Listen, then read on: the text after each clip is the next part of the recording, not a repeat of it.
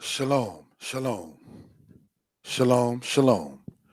Giving honor and praise unto the Most High, the Creator and the Maker of heaven and earth. My name is Yeshaya Yisrael. This is a presentation being brought to you from the congregation Shema Yisrael. Giving due respect to Nasi Zipor, the founder of the congregation, as well as Nasi Natan El Ben Zebulon, as well as Nasi Natanel Ben Lewi. Also, giving due respect to my teachers who help guide me in this kind of understanding and teaching and being able to present such a matter. Brothers and sisters, we want to state from the beginning that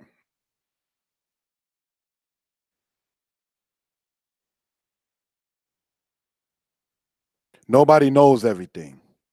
And it's good to remain and have an open mind and be able to accept constructive criticism. So, with that being said, let's go on. Black girls' names, connection to Hebrew linguistics. Shalom. This is a presentation brought to you from Shema Israel, a Hebrew Israelite Old Testament based organization located in Brooklyn, New York. Okay, brothers and sisters, let's continue on with the next aspect.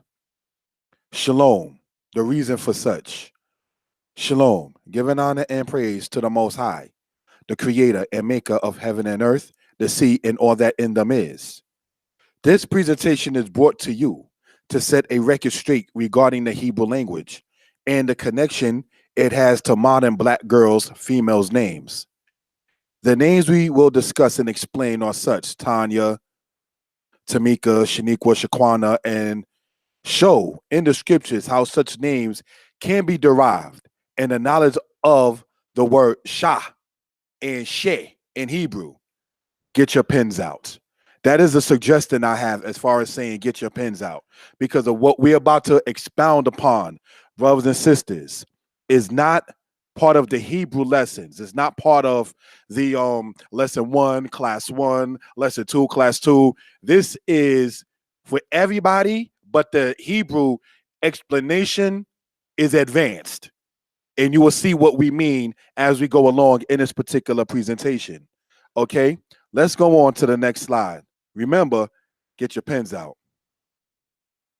Disclaimer and praises. This is a disclaimer.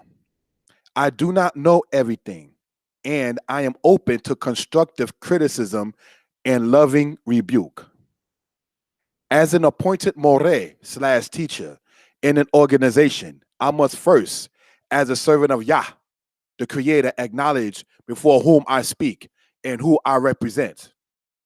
I took the name Yeshaya, which means Yah is salvation, when I was 19, and have been teaching Hebrew in front of classes on Shabbat since I was 18.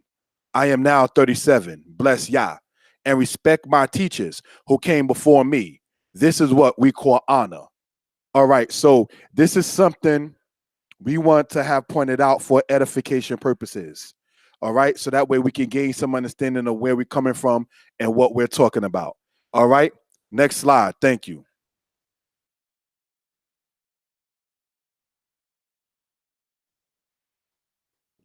Reasoning and dating. In October of 2017, this now being February of 2018, okay?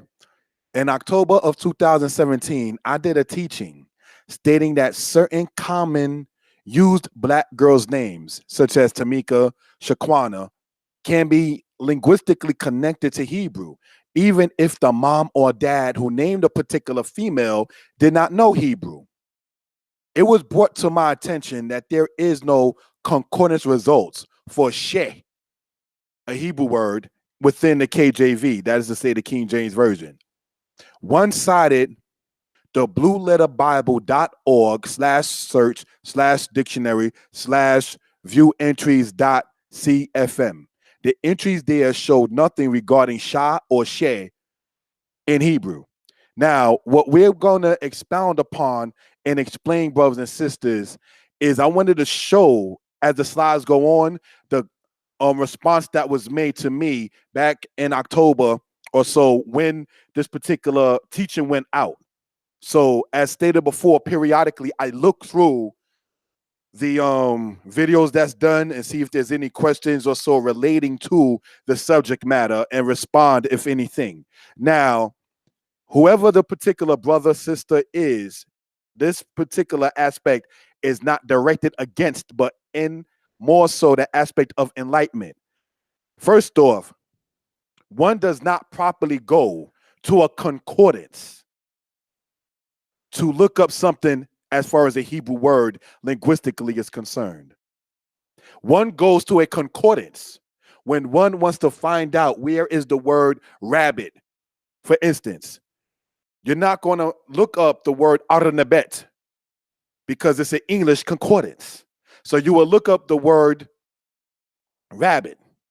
You understand? You will look up, for instance, the word fox. One may not have to look up the word shu'ar, which is the Hebrew word for such. You may want to look up the word judges. You may want to look up the word book inside of a concordance. But to try, brother or sister or anybody, to try to gain Hebrew knowledge from a concordance is incorrect. That's not how Hebrew is to be learned. Because if you want to learn Hebrew, one goes to a Hebrew dictionary or a Hebrew book or a Hebrew verb book, or some may go for what it's worth. The book, I don't like the title, but it's called Hebrews for Dummies. Like they got Microsoft for Dummies, Computers for Dummies. There's a book out called Hebrews for Dummies. All right, but I'm not trying to say anybody in this sound of my voice is a dummy. I'm just showing that one more so goes to a book in relation to Hebrew, as opposed to going to a concordance when the theme and the genre and the purpose of a concordance is not so much linguistics or a language understanding, but more so the aspect of where to find a word. So this is what we want to point out for reason and purposes. Now, this is not an attack on the Strong's Concordance or anybody else's reference. However, a concordance is a concordance. A dictionary is a dictionary. Those are two different things that serve two different purposes. Shalom. Next slide. Reasoning and dating part 2. The following is what is a response to the video that I did. Now, this, what I'm about to read that you see here is a response that was made in regards to the video entitled Black Girls' Names Connection to Hebrew Linguistics. And let's see what's said. What kind of made-up language is this? Question mark. Your interpretation of the phrase Shah is completely wrong. Here's the example. Sha'ah, Shah, and Sha'af. The NAS Old Testament Hebrew Lexicon Strong's number 8173. Browse Lexicon Original word origin. Primitive root transliterated word TDNT entry Sha'ah. TWOT 2435 2436. Phonetic spelling parts of speech. Shaw'ah. Verb definition. To stroke. Be smeared over. Be blinded. QAL meaning qual. To be smeared over. Be blinded. To smear. Eyes shut. Hif ill. To be smear of eyes. Smear over eyes. Hit pa el. Hit palpel. To bind oneself. Be blinded to sport. Take delight in. Peel pel. To sport. Delight in. Take delight in. Delight oneself. Pal pal. To be fondled. Heat pal pel. To delight oneself. NAS word usage. Total. 4 blind. 2 blinded. 1 dim. 1 NAS version.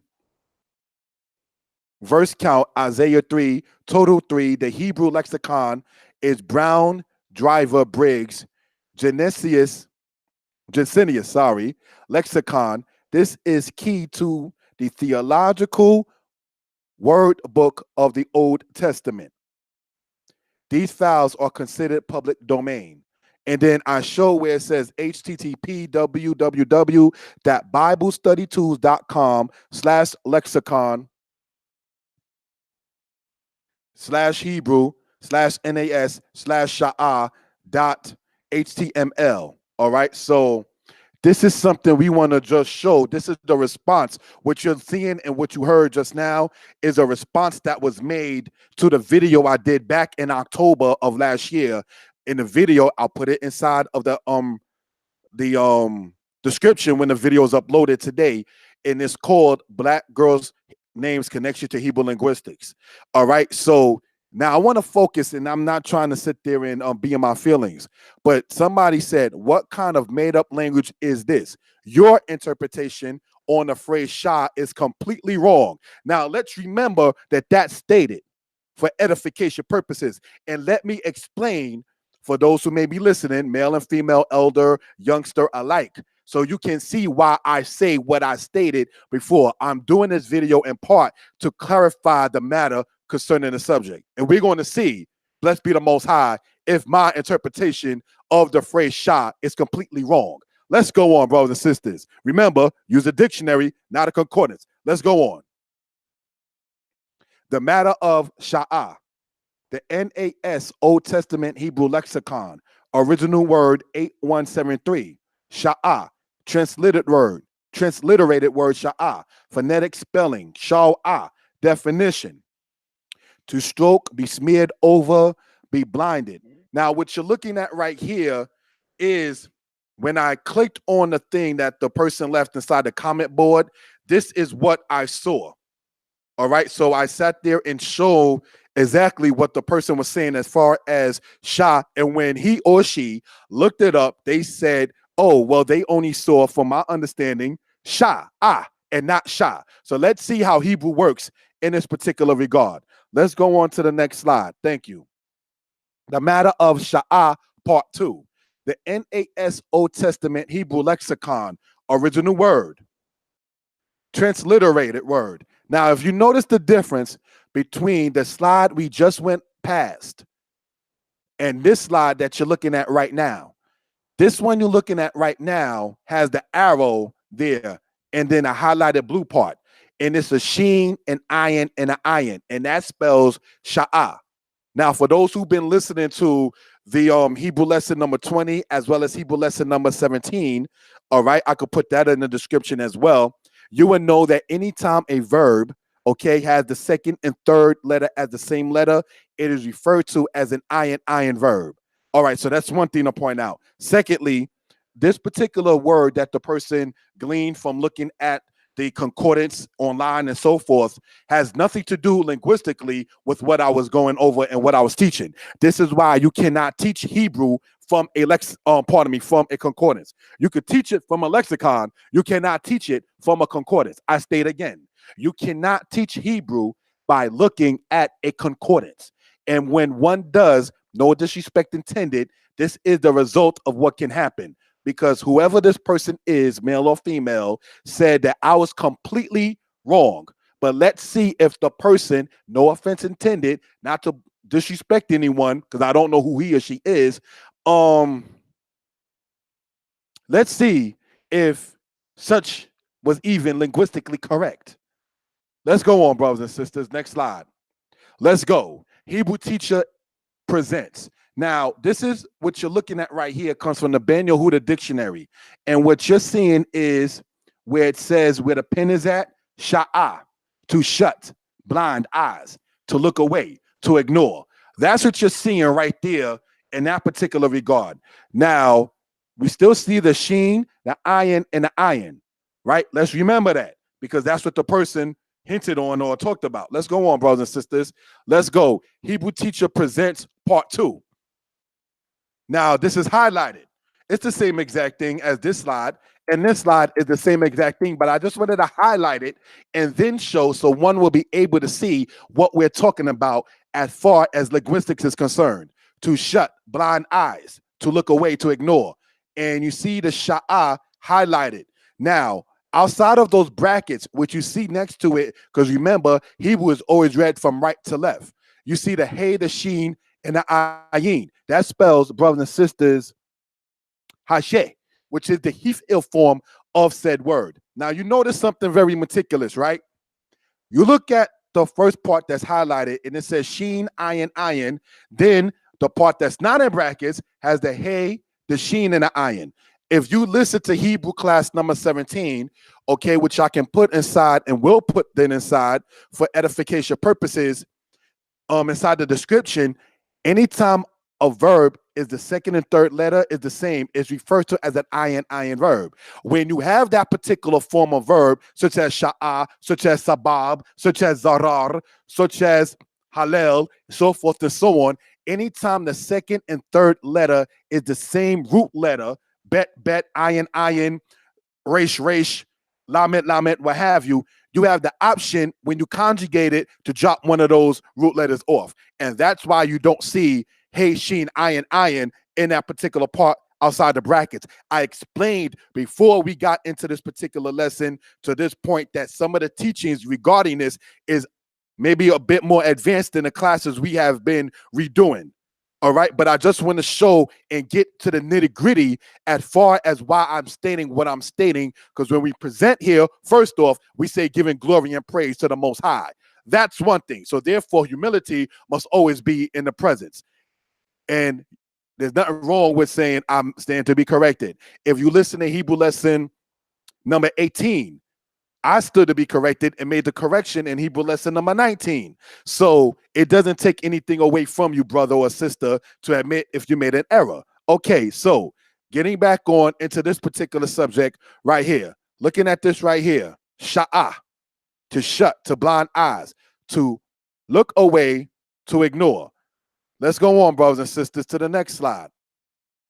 The book speaks. Let's go. Now, the book I'm talking about is the scriptures. What we're reading is this here, and it says the following: stupefy yourselves and be stupid.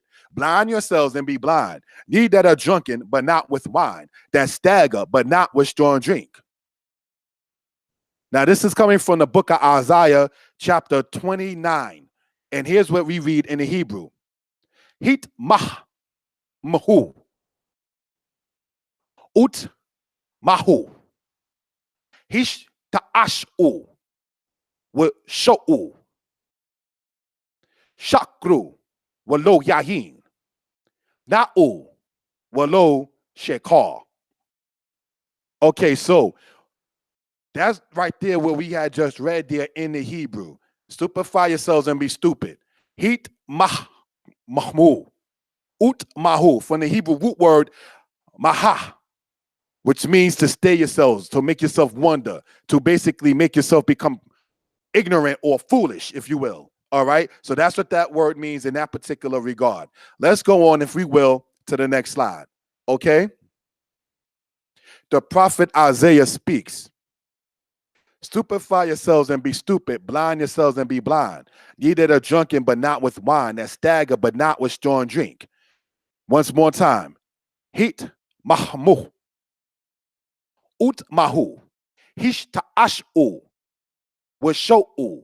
Shakru wa lo yayin. Na'u wa lo shekar. Now, this is the exact same verse, just posted again on this slide. Now, what I did was, as we went before, like in lesson number 5 and lesson number 4 on the Hebrew thing, Hebrew class, new Hebrew class, if you look on that PowerPoint, pardon me, if you look at that playlist on this channel, I color-coded certain things, and that's what I did with this one right here. This is color-coded. Now, it's the same exact word. I just highlighted certain letters, so that way we can sit there and explain what we're looking at. The part that you see there on the second line, remember, Hebrew's always read from right to left. You have the hey, sheen, tau, ayin, sheen, ayin, wow. The hey, with that kirik, makes the he sound. The sheen has the shawah, so you join it with the sound beforehand. That tau is in the white, and it has a patak, so that's ta. Hish, ta. The ayin, generally making the mute sound, or no sound, that is, all right, has another patak. Hish ta'ash u. That sheen in the blue has a shawa. So you join it with the sound beforehand, and then you got the ayin again, brothers and sisters, with the wow within it. Let me expound upon this word, all right? The root of this comes, believe it or not, from hish ta'ash or hish ta'ash. But let me explain how this works. The hey that you see there with the kirik, we're looking at what is color coded in this particular PowerPoint. The hey that you see there with the kirik making the he sound, that sheen, all right, is color coded for a reason. That tau is the same color as the hay. What happens is this is inside of what they call the hit pa'el stem, all right, in Hebrew. So I want this to be noted for edification purposes, all right? I'm going to type this in, heat, inside of the hit pa'el stem, all right? So what you're looking at in this particular regard is this. In certain cases, instead of saying hit katab, you have it to where the root letter comes in between the normal prefix of the hey and the tau. Inside of the hit pa'el stem, the hey and the tau serves as a prefix. Rakat, to wash. Hit rahit, to wash oneself. All right, so we can gain understanding of what we're talking about for edification purposes. Right, so now what we're looking at, getting back to this point here, that hey and that tau normally would have been together. But in certain cases, the root letter of the verb comes in, the first letter of it, that is, comes in between the prefix. So instead of heat, it's hish. All right, so that, let that be noted. Okay, so if you just knowing that, then you have sheen, iron, the only things that's actually color coded there, all right, or different colors. Now, that is still coming from the root word sha'ah. However, the sheen that you see there in the blue is added on there in Hebrew linguistics to emphasize the point of what you're talking about. This is something you're not, brothers and sisters, going to get out of a concordance. This explanation that's being brought to you is not going to be in the Strong's Concordance or Brown Bridge Dictionary. No, it ain't going to be in there. You got to get into Hebrew linguistics to be able to go into this kind of subject matter and into this kind of presentation right here. All right, so for instance, you have the word ham in Hebrew, which means warm or hot. All right, chimem, you're adding the mem, you're adding a letter to it, you're doubling the sound of it. All right, and that means warm or hot, but when you make it chimem, it makes it the verb, which means to warm. So chimamti, all right, means I warmed. Chimamti hamazon, I warmed the food. So that happens periodically. The word quar, meaning cold. All right, quarer means to freeze up or to cause to make cold. So by doubling it, that is not incorrectly done in grammar in Hebrew. And that's why you see that sheen there inside the blue in that particular regard. So when I stated, brothers and sisters, in regards to in the beginning of this, how this particular lesson was going to go, this is what we're talking about. We want to go meticulous into this particular subject. Okay, so let's understand that for edification purposes. Next slide. Thank you. The prophet Isaiah. This is from Isaiah the prophet, chapter 32. And the eyes of them that see shall not be closed, and the ears of them that hear shall attend. Hebrew says this. Walo tish ena ene roim wa azne shomim tik shabna. Okay, so once again, the part there that you see there in the red is color coded, right? And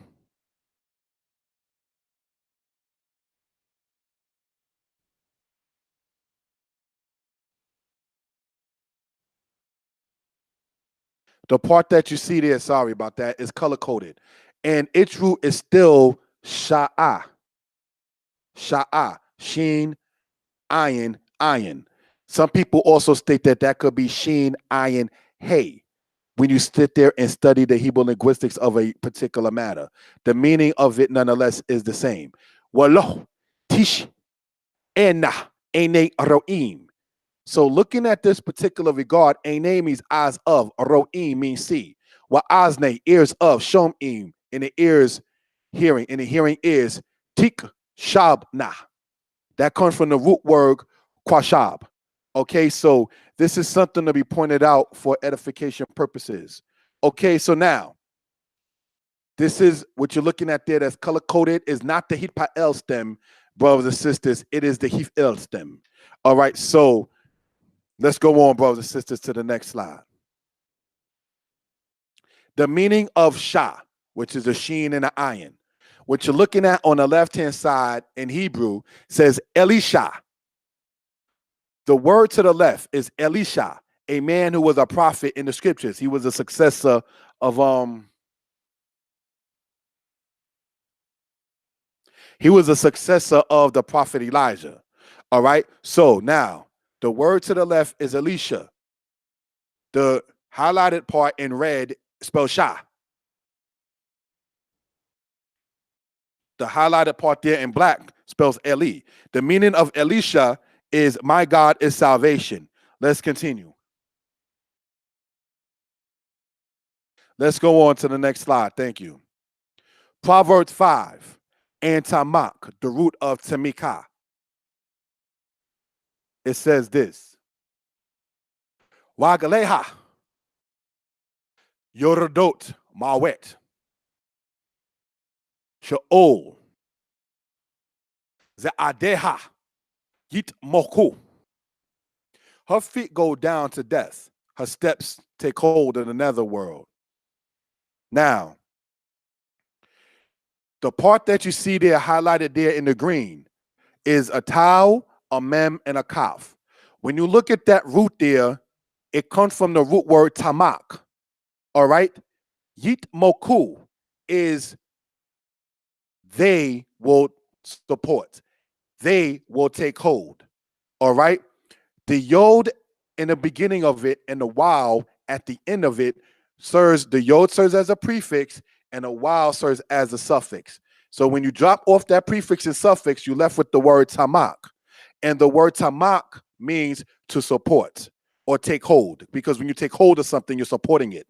All right. So this is something we want to point out, brothers and sisters, for edification purposes. All right. Let's go on to the next slide. Thank you. Isaiah 33, and the word tamak, the root of tamika. Let's read the Hebrew first. Holek zadachot, wedober mesharim, mo'es, babetzah, ma'ashachot, no kapel, mit mok, b'shokad, otem azno, mishmoa, damim, wa ozem, enayo, mir ot, bara.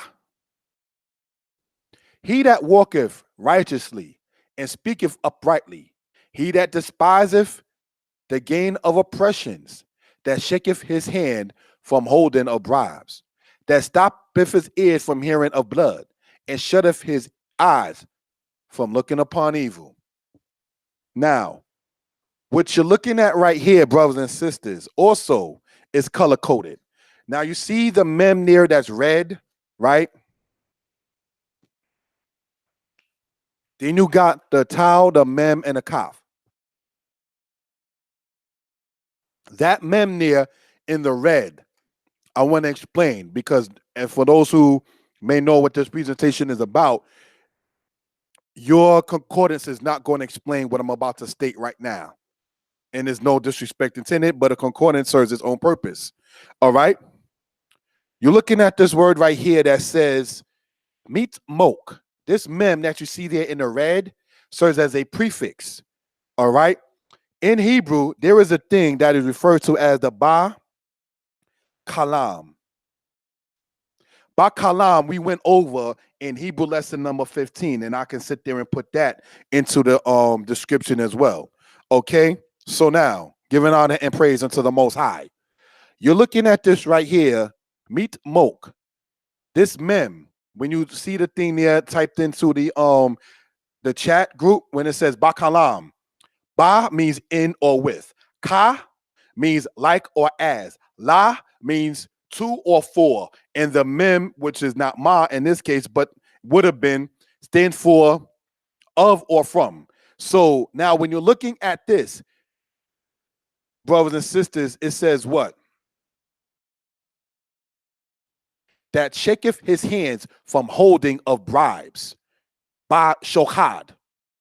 Shokad in Hebrew, brothers and sisters, means bribe. You see that word used in the book of Exodus when it says, do not accept a gift because the gift blinds the eyes.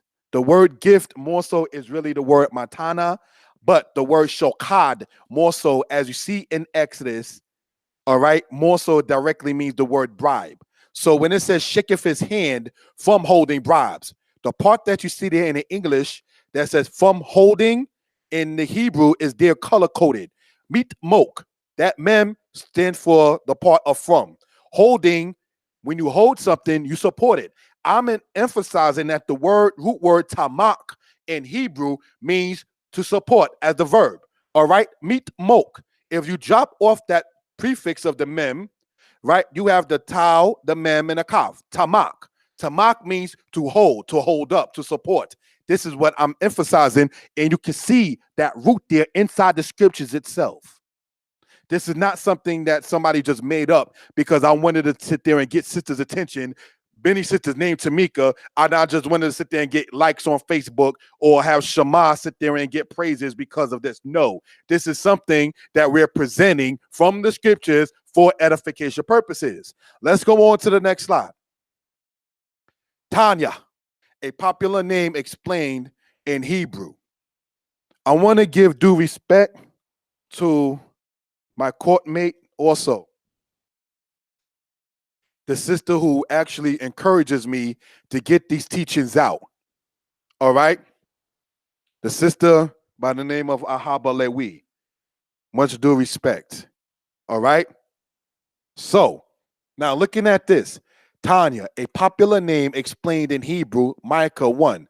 Tan, and I put slash T-A-H-N so we know it's not tan. The singular of Tanim. Micah chapter 1 in the scripture says this, for this will I wail and howl. I will go stripped and naked. I will make a wailing like the jackals and a mourning like the ostriches. The Hebrew says this, Al Zot, F. Salakli, the English says this, Al Zot, Espada, Wa Elilah, El Kasholal, Wa Arom, Ese Mis Paid Katanim, Wa Abel Keep Note, Ya'ana. Just wanted that to be in red. Now, as you can see, yes, again, it's color-coded. Now, let's look, brothers and sisters, at the part that's color-coded there in the Hebrew. It says katanim. All right? Ka means like or as. All right? So when it says like the jackals, we are left in with the blue part that says the tau, the noon, and then the red part serving as a suffix with the yod and the mem, so feet. That yod and mem, so feet in this, but not in every, but in this case shows it to be the plural aspect. Anytime you see im, doesn't always 100% make it plural, but it does in this regard. Okay, katanim, like or as the jackals, like the jackals, as the jackals. Tanim means jackals. If you drop off the red part there, this is coming from the book of Micah, you get the word tan. Tan means jackal, singular of jackals.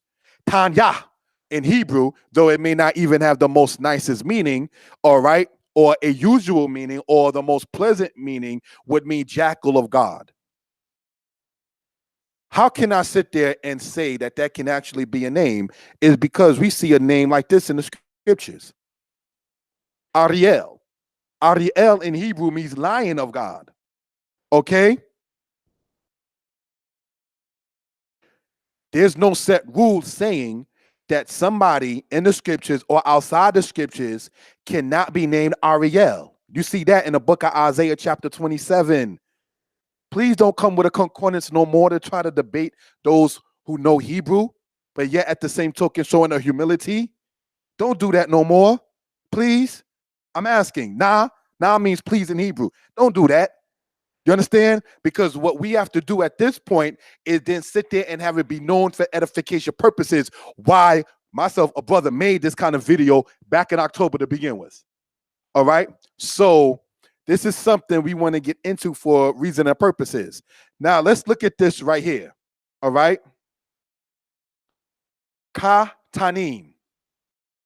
That highlighted part there in the yellow ka means like or as, okay? Tanim, jackals. So Yah is God, said in Hebrew, or translated in most cases as the Lord, speaking of the Most High.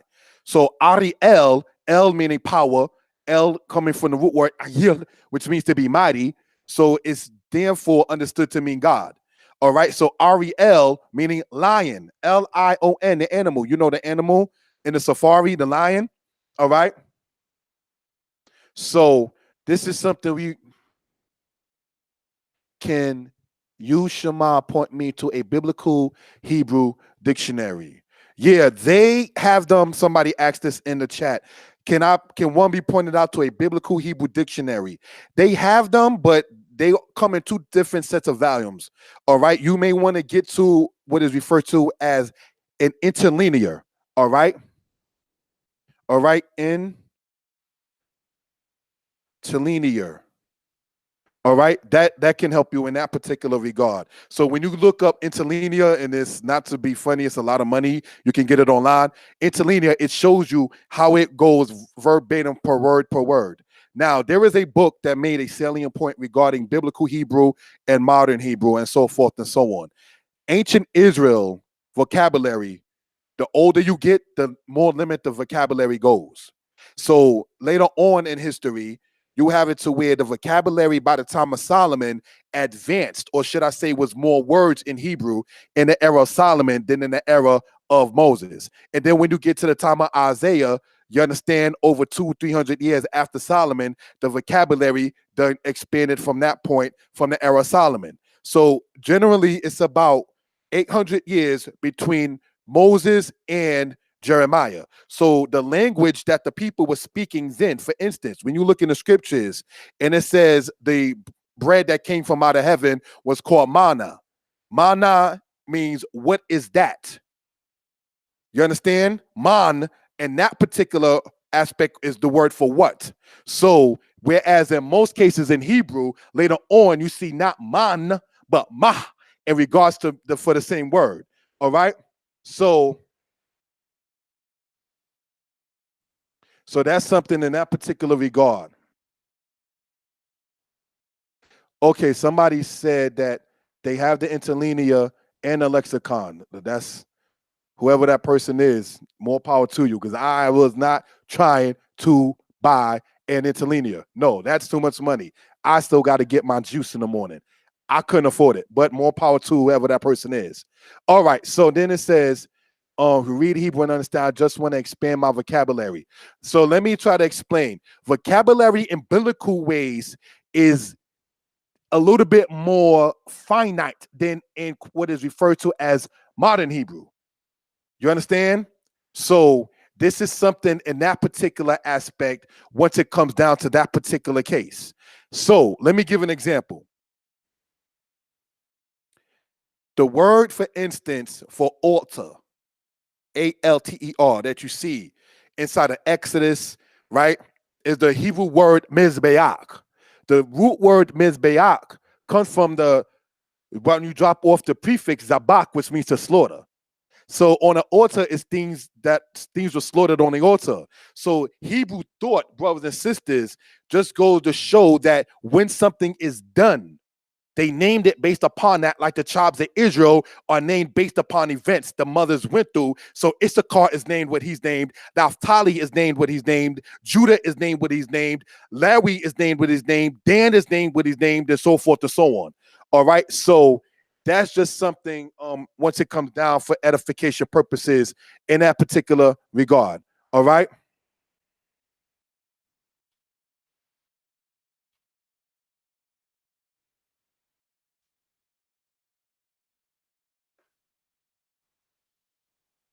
That's my email. All right. So in case somebody ever wanted to send me an email, it's kashubhut@gmail.com, KASHUBHUT at gmail.com. All right. So now getting back into this particular aspect here. When you go, for instance, and I was speaking with my courtmate about Hebrew the other night, right? When you look at this particular aspect, like you have the word hashmel in Ezekiel, meaning said to be electricity or yellow. All right. In the English, they say the color of electrum. Ezekiel didn't describe it what people today may say as a UFO. He said that it looks like the appearance of lightning, and it was a wheel within a wheel, offend but offend, a wheel within a wheel. So he described it to the best of his understanding when you go to Ezekiel chapter 1 in the vision that he saw. So was it the same that you read, for instance, of altar? You slay things on the altar. So zabach means to slaughter. You understand? So they refer to that as mizbeach, the thing of slaughtering, the aspect of slaughtering, the item of slaughtering. So this, once it comes down into that particular regard, let me drop something else in regards to that. The Hebrew word for fire is ish. The Hebrew word for man is ish. The Hebrew word for woman is isha.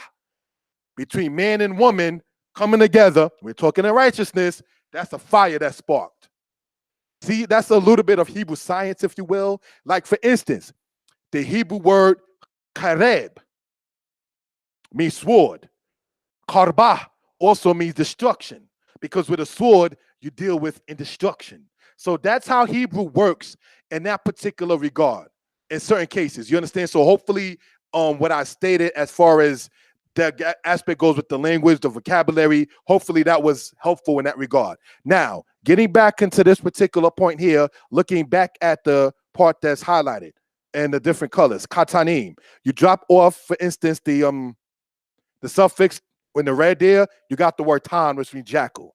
All right, so this is just something we want to point out in that particular regard. So tan itself is a Hebrew word, meaning jackal. So if you were to say, for instance, Tanya, you're saying jackal of God. Now, as I pointed out in this particular slide over here, right, I want to emphasize for this, right?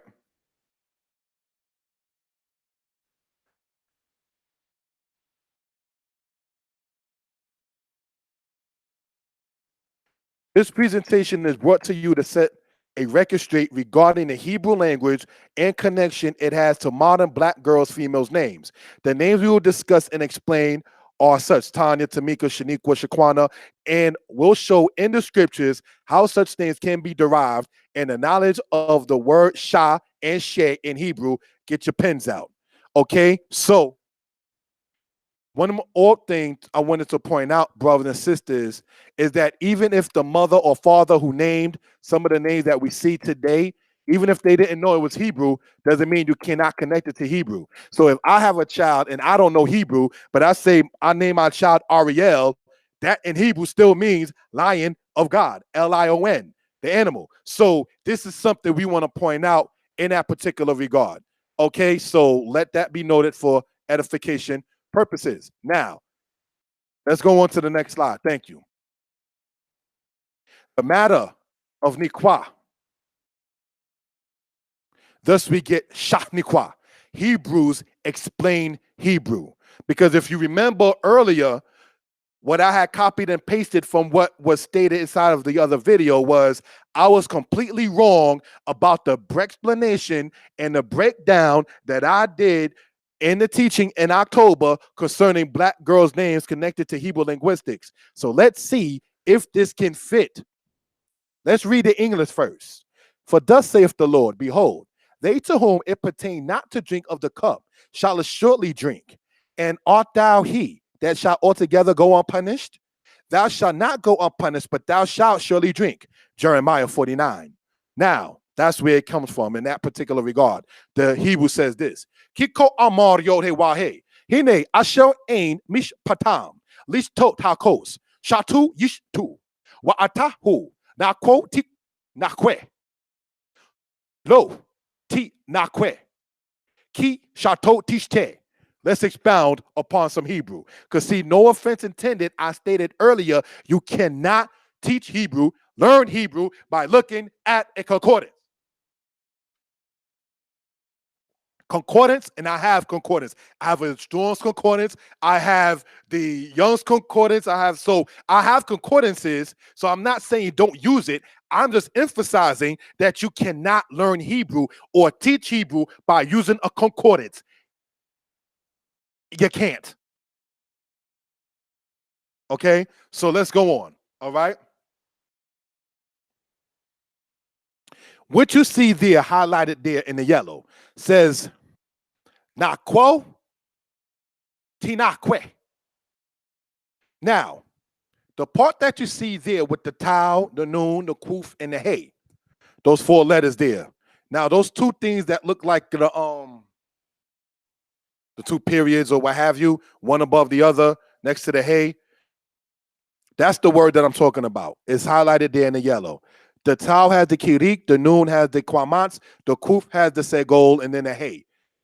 Ti nakwe, nakwa. Also, the root word niqua means what? To be innocent. To go unpunished. Because if in Hebrew thought, if you are being not punished, that means you're innocent. Because the Most High does not clear the guilty.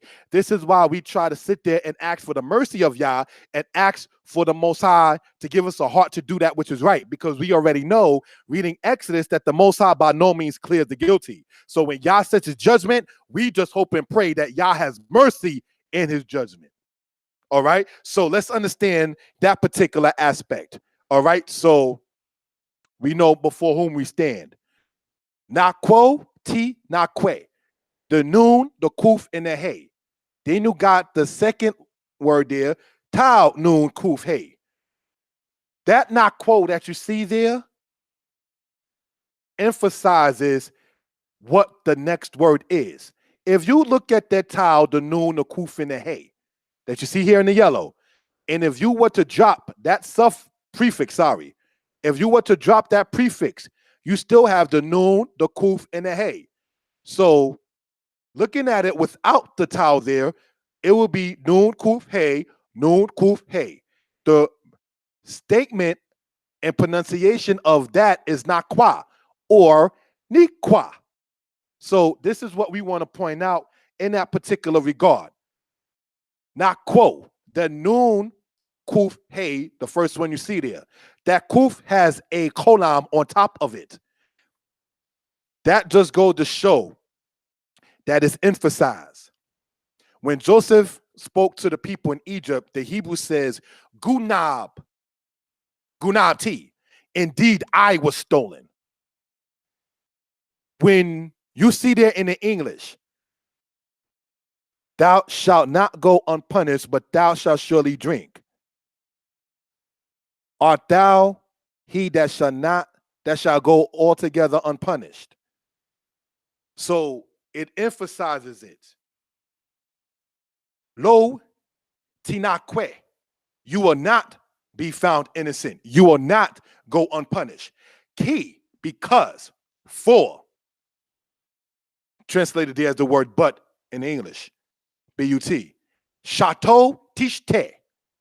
You see how, for those looking and following along in the Hebrew, you got Niqua, and then the line under that with the sheen tau hey has shato. That ah-o, dealing with the root of it, just shows the emphasizing of the next word. The next word after Niqua is tinaqua.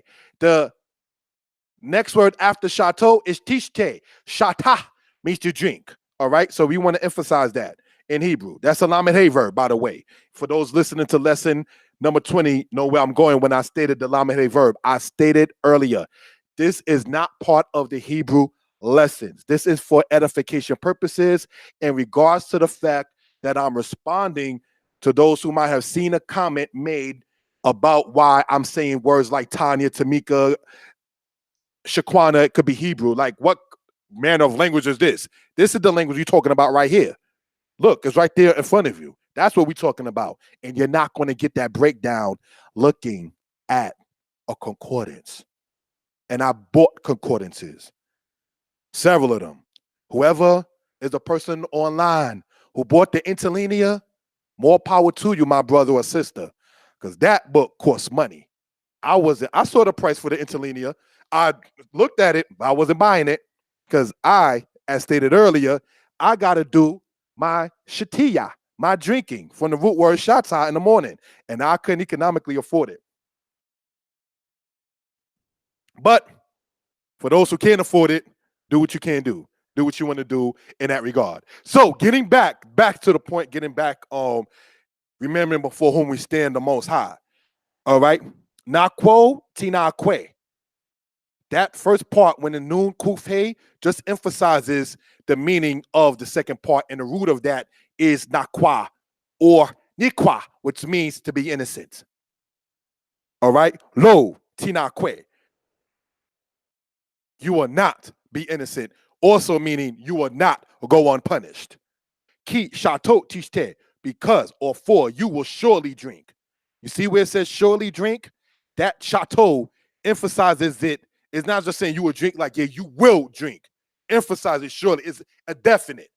By adding the word before it in root, naqua, chateau, tinaque, tishte, so forth. By doing it like that, you are emphasizing the meaning of what you're talking about. Surely this thing will be. That's what that does in Hebrew. You're not getting that breakdown out of a concordance. Let's go on. The matter of Quana, where we get Shaquana from. Hebrews explain Hebrew. Let's read the English. Thus saith the Lord. Then said the Lord unto me, go and get thee a linen girdle and put it upon thy loins and put it not in water. The Hebrew says this: Ko amar yah elai halok wa quanita. Lo azor pishtim was samto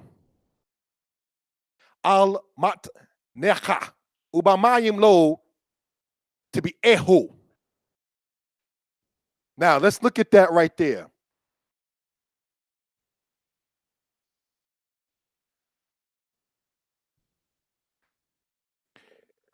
The part you see there highlighted there in the yellow says wakwanita. The while there just means and. Okay, so let's looking at the kuf, the noon, the yod, and the tau. Has been conjugated in the second person singular masculine. Quanita means you purchased or you got or you acquired. Okay, you see that same word in Exodus chapter 15. All right, the root of that is the word quana. All right, the word quana means to buy. It means to get. It means to possess. All right. So this is something we just want to get into in this particular regard, brothers and sisters. When it says quanita, quana is the root of that. All right. If you can show a verb that has been conjugated, obviously the people knew what it was before it was conjugated. In order for you to make it into the past tense and show the gender that you're talking about and so forth and so on. All right, so understand what conjugation is. This is why we call it a school of understanding. All right, let's go on to the next slide. Thank you. Quana means that. Genesis chapter 6 and Judges chapter 6. And the Lord said, my spirit shall not abide in man forever, for that he also is flesh. Therefore shall his days be 120 years. Judges chapter 6. And he said unto him, if now I have found favor in thy sight, then show me a sign that it is thou that talkest with me. Now, the Hebrew on the left-hand side says this. Wayomer Yah el, pardon me. Wayomer Yah lo yadon roki ba'adam le'olam. B'shagam basar. Wahayu yamayo me'a wa esrim shana. Now, looking at the left-hand side, when it says, and the Lord said, my spirit shall not abide in man forever, for that he also is flesh. Now, you see the highlighted part there in the red, and then the highlighted part there in the gray. Prior to that is the letter bet inside that there being in the white. But the translation of that in that verse is the part that says for, or should be more so translated as the word in that he also is flesh, for that he also is flesh, because Bob more so means in, all right? But shagam, that sheen that you see there in the red, all right? Sha means its own particular meaning. For that sheen that you see there, and I'm talking slow for a reason. Looking at the translation says, for that he also is flesh. The word that in the Hebrew there is the word is or said there as sha. That's why I highlighted that in the red. And this is coming from Genesis chapter 6, verse 3. All right. So for those who care to look it up, interlinear or otherwise. But shagam in for sha, that, or that is, because is understood in Hebrew. Gam means also. The Hebrew word gam means also. All right. So we can gain understanding purposes. Looking at this one more time. The English, for that he also is flesh. The also is the word gam, seen there with the gamel in the gray and then the mem, so feet.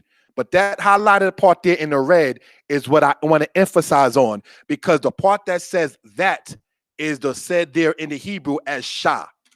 Now let's look at the right-hand side of this.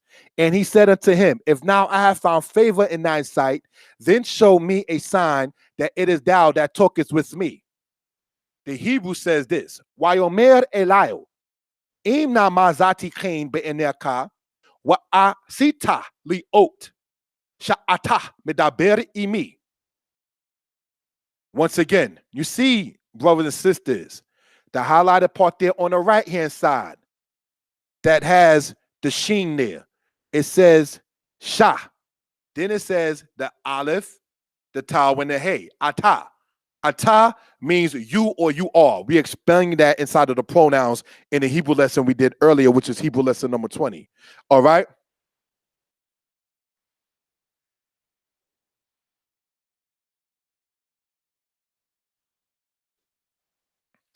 No, somebody said something about expensive, have to give up juice. Yeah, that interlinear, the interlinear, I'm responding right now for those who hear this later in regards to somebody in the chat. The interlinear is very expensive. I mean, yeah. And I'm not saying I'm the richest. I'm not saying I'm the poorest, but that book is expensive. You understand? But it's worth your money.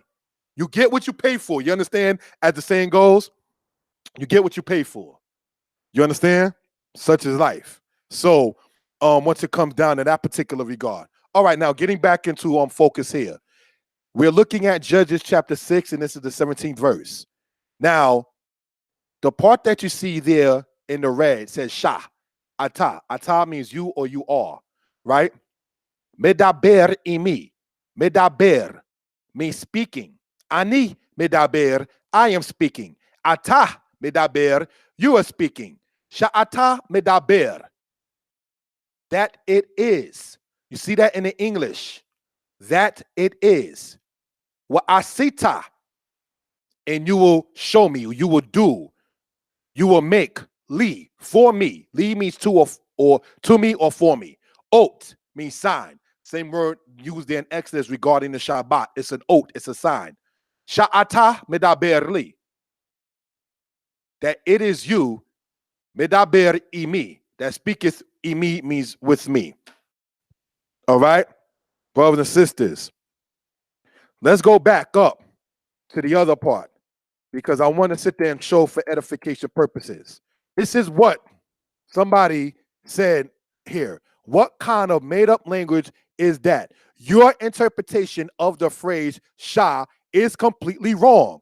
Here's the example, Sha'ah. And we already explained the Sha'ah matter. So, see, this is why you cannot use, I want to emphasize, you cannot use a concordance to teach Hebrew. You cannot use a concordance, brothers and sisters, to learn Hebrew. Had whoever, he or she, picked up, for instance, a lexicon, maybe an interlinear, or so forth and so on, maybe you would have been able to see and been able to show what was already shown. Because what I got out of Genesis and showing it and looking at it inside of the Hebrew text, and out of Judges showing that and looking at it in the Hebrew text, I got that by looking at the lexicon. That's what you do when you want to learn a Hebrew word. You don't go to the Hebrew concordance. You go to the Hebrew lexicon. You go to a Hebrew dictionary. All right? So this is something we want to talk about for edification purposes. Yeah, I drink juice every day. So getting back into this particular thing right here, your interpretation on the phrase Shah is completely wrong. Here's the example. And instead of saying Shah, the person put Sha'ah, only looking at the concordance perhaps online, and it doesn't break it down in the concordance like we were able to show here, coming out of the scriptures. Genesis 6 verse 3 and Judges 6 verse 17. We see Shah right there. That Shah means what? That is. Brothers and sisters, I drop mic. Let's go on to the next slide. All right. Lamentations chapter 4, 2 Kings chapter 6. English on the left-hand side says this. They that are slain with the sword are better than they that are slain with hunger. For these pine away, stricken through, for want of the fruits of the field. Tobim hayu, kale kereb, mikale ra'ab, shehem, yah zubu, medu kwarim, mit nubot, thadai. Brothers and sisters, let's look at the left-hand side, brothers and sisters. Right? The highlighted part there in the red and blue is highlighted different colors for a reason. That sheen has a say gold underneath it. This is coming from Lamentations chapter 4, verse 9, for edification purposes, all right? Sheh, sheh. And then you have the hey with the zere and then the mem sofi. Sheh, haim. That blue part by itself means they or they are. Haim, Yezubu. So let's see what this says. They that are slain with the sword are better than they that are slain with hunger. Tobim, better or good. Hayu, they were. Kale kereb, they who are slain of the sword. Smitten of the sword. Slaughtered of the sword. Mekarle ra'ab, slain of hunger. Ra'ab means hunger. Shehem Yezubu. For these pine away. From the root word zabah. Zabah, to pine away. Shehem. You see the part that's coded? She means what? For. That which is. These, haim.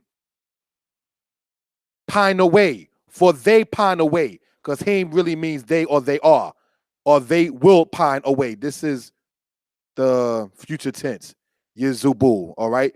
But I just want to sit there and emphasize that sheen there that you see on the left-hand side, all right? I'm sorry. Who got a lexicon for 20 and some change? Let me find out. All right, let me get back into focus here, because the lexicon I bought, that wasn't on 20 and change. I'm sorry, class. I'm going back and forth with the people in the chat, and something just said lexicon 20. You got a deal. Whoever that person is, you got a deal if you got a lexicon for 20, because the price I paid, I made sure I had my juice before then. Okay, so yeah, without if you find it, let me know. I put my email earlier. Let's get back into the portion here, right? Shehem, that or which. Shehem Yezubu. That sheen that you see there in the red, this is coming from Lamentations chapter 4, serves, brothers and sisters, as a prefix. The actual word also is haim, which means they. Yezubu, Medu Kwarim. So this is something we want to point out for reason and purposes. So she by itself is shown in the scriptures. Let's go, brothers and sisters, 2 Kings chapter 6. And the heart of the king of Aram was sore troubled for this thing. And he called his servants and said unto them, will ye not tell me which of us is for the king of Israel? Why ye sa'er leib melech Aram al hadabar hazeh? Why yikra el abadiah? Why yomer alehem? Hallo tagiduli. Me shelanu el melech Israel. Now let's look at this right here. This is during the time of the Arameans and the Israelites having war. We explained this on another teaching called Deuteronomy 28. Getting back into the aspect of the Hebrew here. Let's look at this that's color-coded. Mishelanu. That mem in the beginning serves as a prefix. All right? Meaning what? From. She. That which is for. From that which is for. Lanu. Lanu. After the sheen, you see the lamed, the noon, and the waw there. Lanu means to us or for us. All right. So when it says mi shelanu, that sheen, showing it there with the she, means what? That which is for. It comes, brothers and sisters, from the root word asher, which means which. So this she we see here in Lamentations, and this she that we see here in the book of Kings, brothers and sisters, shows in the scriptures why we can say she, and then over here we explained, all right, why we can say sha. So let's understand this Hebraically. Let's go on to the next slide. 2 Kings chapter 17. And they rebelled, and they rejected his statutes and his covenant that he made with their fathers, and his testimonies wherewith he testified against them. And they went after things of naught and became naught, and after the nations that were around about them, concerning whom Yah have charged them that they should not do like them. Why yim athu et kukwayo, we et barito, ashakarat, et abotam, we et wotayo, asher heid bam, wa yelku akre hahebel, wa yebahlu, wa akare hagoyim, asher sabi botam, asher ziwah yode wahe otam, labilti asot kahem. Let's look at this right here. You see the part that's color-coded? This is from 2 Kings 17. You know about the taking of the northern kingdom. Not all of the northern tribes, not all of the people of the northern tribes, but the northern kingdom. When Tiglath-Pileser went in there, and the aspect later on, they're Sargon, all right? This was explained on a book, or in the book that I wrote, Deuteronomy 28, 15 to 68, more in detail. Now, getting back into this subject here, when it says this,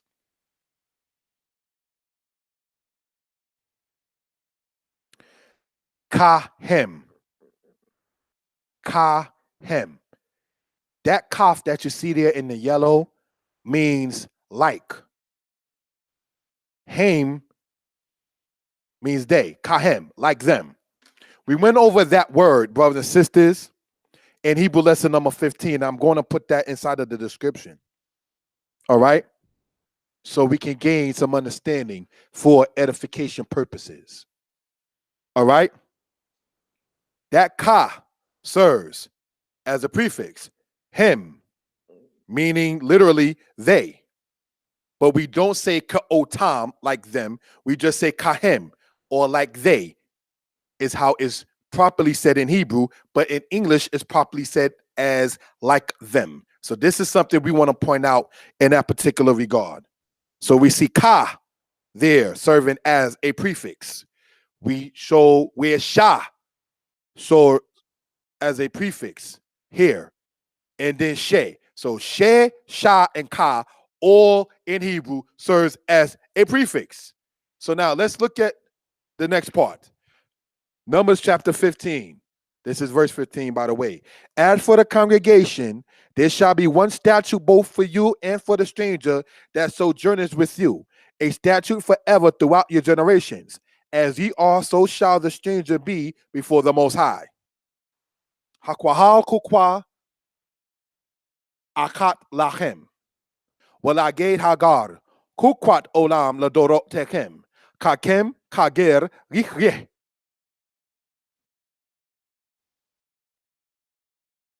Lifne yod wahe. As for the congregation, there shall be one statute both for you. Hakwahal kukwa Torah. Pardon me. Hakwahal kukwa ekat lachem. For the stranger that sojourneth with you. Walager hagar, the stranger that sojourns. Kukwat olam, a statute forever. Lodoro tekem, throughout your generations. Kakem kagar, as you are like the stranger. Gihye, it shall be. Lifnei Yah, before the Most High.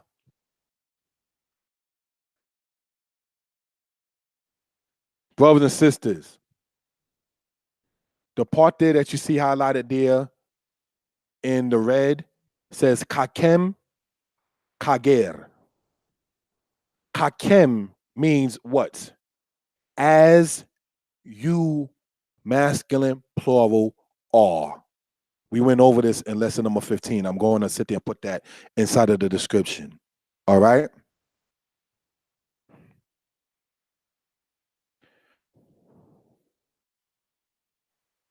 Kakem, that kaf serves as a prefix. Kager, as the stranger. Ka meaning like or as.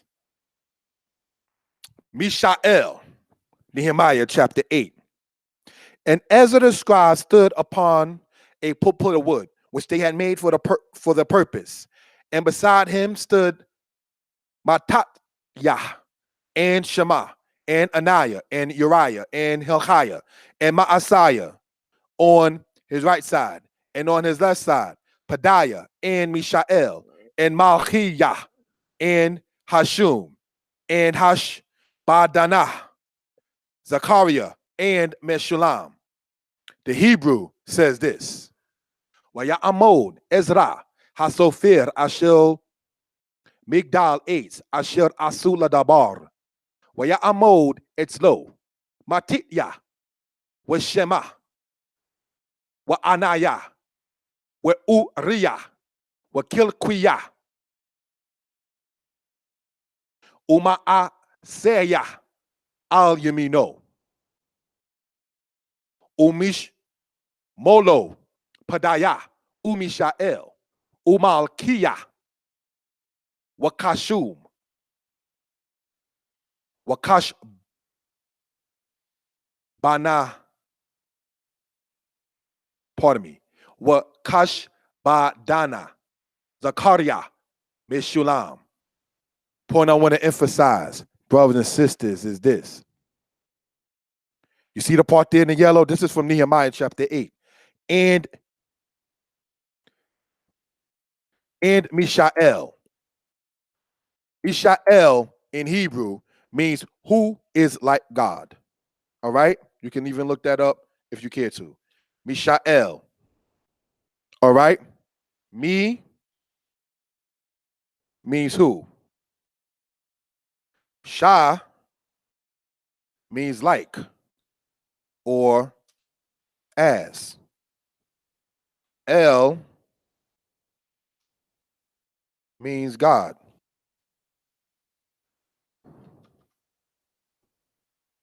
El means God. So when we say, brothers and sisters, Mishael, me is a question, means who? Mi ata, who are you? Me him, who are they? Okay? Me, who? The question one. Sha, like or as. El, God. Mishael. This is coming out the scriptures. Mishael means who is like God. So let's look at that one more time and then see what somebody decided, growing back up here, says, what kind of made up language is this? I guess Nehemiah didn't know what he was talking about. All right. What kind of made up language is this? Your interpretation on the phrase Shah is completely wrong. Here's the example. How come a person, whoever that person is, didn't go in the scriptures? You ain't go no Genesis, no Judges. You ain't go to no Lamentations, no Second Kings, no Numbers, no Nehemiah. This is why, Israel, you cannot teach Hebrew using a concordance. I state again, you cannot teach Hebrew using a concordance because you can see anyone, not to sit there and slander a man or a woman, all right, but anybody, as you already been shown in this presentation, who already is citing a concordance for Hebrew edification is not able to show what this is talking about. This is right in the King James Version, the Masoretic text, and I go so far as to say it was inside the Stone Edition and inside the books like the New Version, the NIV. I don't think the NIV took Nehemiah 8 out. Correct me if I'm wrong. All right. So if that be the case, then so if you have the NIV, the KJV, the Stone Edition Tanakh, and the Masoretic text, and all of them have the word Mishael as a name of a person. It said the person who stood on his left side included one of the people named Mishael. Mishael means who is like God. So when the person decided to go on there, not knowing Hebrew, not knowing the scriptures, that it was completely wrong. You was mistaken. Should have got your study on before you stepped to those who put the time in, who sat there and did not run around. No offense intended, like, people, I got to go see Black Panther. When those movies came out back in 93, 94, 95, 96, I was studying under Kohen Mikael. I was studying under Moreh Yehosadek.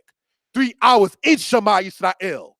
3-hour Hebrew classes at the age of 15. Not running after chicks, girls, females, not running after the sea. If I can sit there and, well, I just want to play the basketball game. Moreh, who became Moreh Yeshaya, was up there studying with other brothers and sisters in this very camp here in Shema under the chief Moreh Yehosadek in Hebrew. That's why I'm able to do this now, as you see here.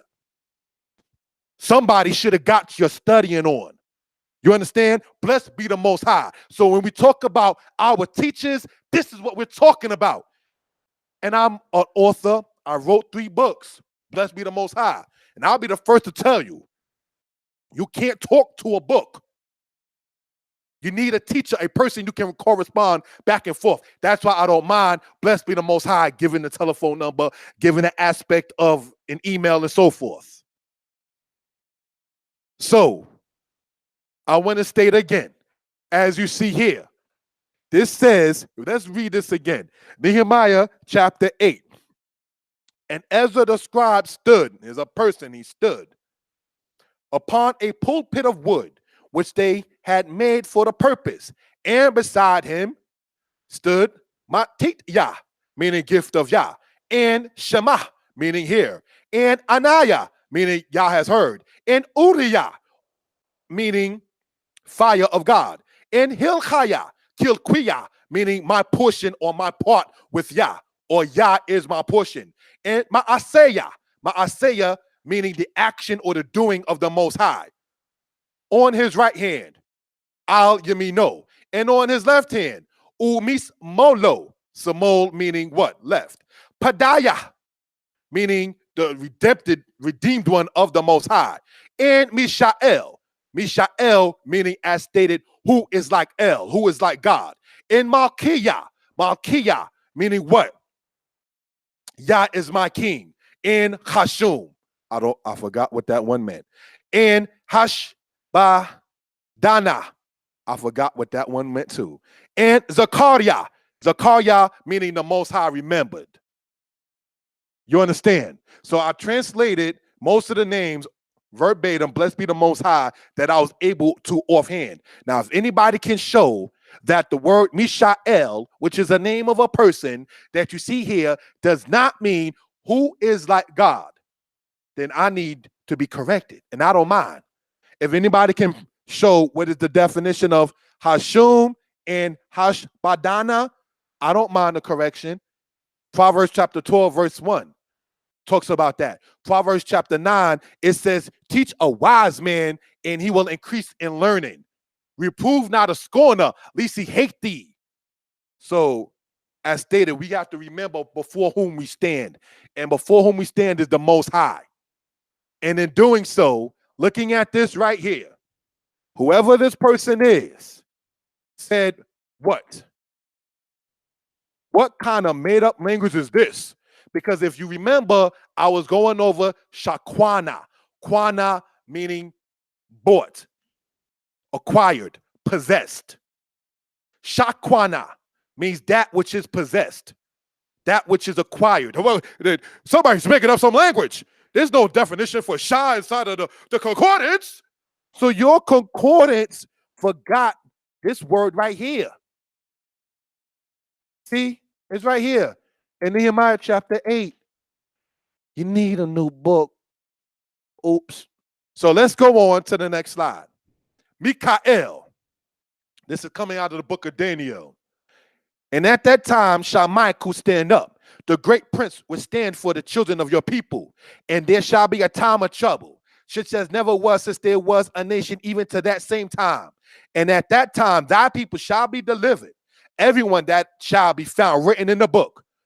But Uba Etahi, Ya'amot Mikael, Hasar Hagadol, Ha'omed al Bene Amerika, Wahaita et Zara, Asher lo Yata, Mihyot Goy Ad Ha'et Hahi, Uba Etahi, Yimalet Amka, Ko Hanimza, Katub Ha Basefer.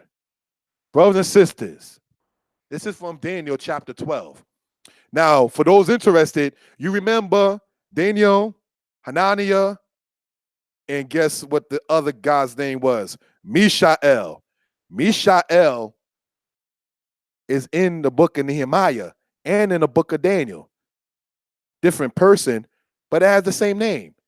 And you can go even before that in Exodus chapter 6.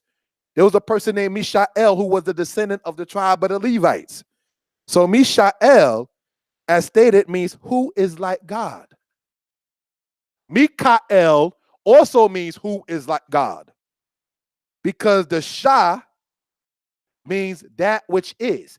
Mishael, who that is like God. Who is like God. Similar meaning. You get it? You see that right there in the book. You're not going to get this breakdown, brothers and sisters, by looking at your brown brother's big concordance. It ain't happening. And I love books. I wrote books. I intend to write more. But knowledge comes from the Most High. Knowledge comes from remaining humble. Knowledge comes from being able to say, I stand to be corrected. So before you say somebody is completely wrong, know what you're talking about. You understand? Understand what you're talking about. Because we went over several aspects and how it can work. Tanya. Oh, how can you, what kind of language is that? Shah and share? What are you talking about? I'm talking about what we see right here.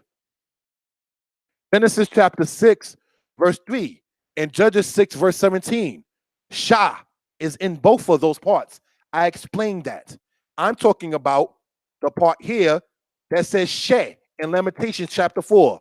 Baruch, the scribe of Jeremiah, an Israelite. He wrote the book of Lamentations. Shehem. She there that you see there serves as the prefix. That's what I'm talking about. This is the language I'm talking about. This is the language I'm talking about.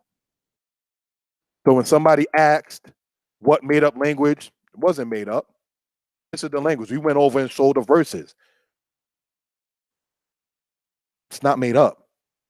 Maybe, and this is just not being disrespectful, the title, Black Girls' Names, maybe that didn't fit in with everybody, like Christian apologists, who Christianity has a contention with the black man, woman, and child.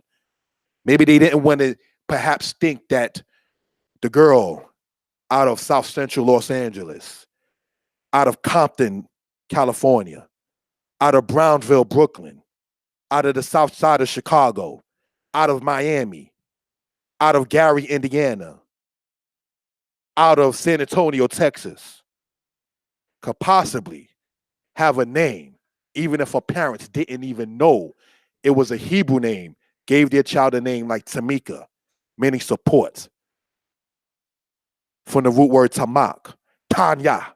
We show the word tan meaning jackal.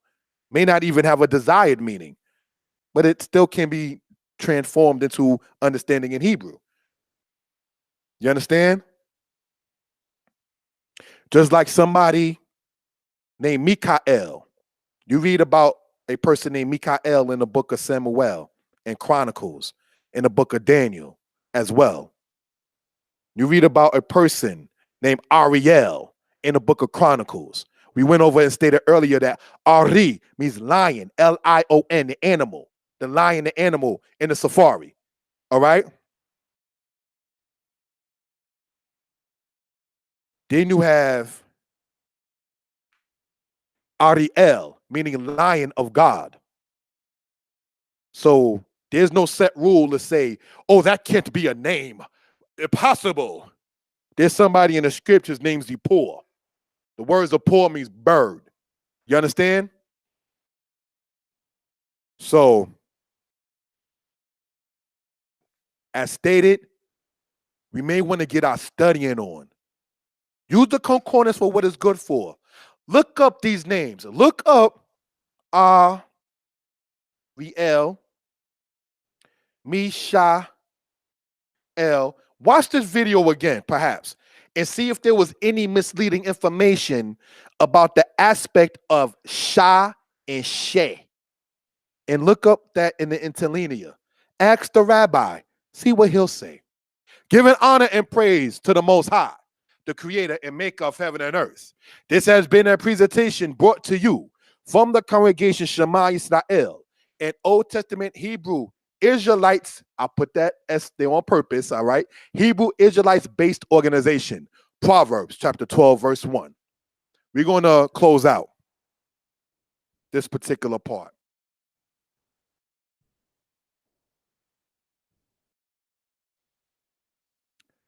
Hallelujah. Hallelujah. Ya Malkinu, Wazurenu, Elohenu, Goalenu, Atahu, we Enki Moka, Ein Shawe Laka, Bashamaimo Ba'aretz, Shema Wata'ane Tefilotenu. Hallelujah. Amen.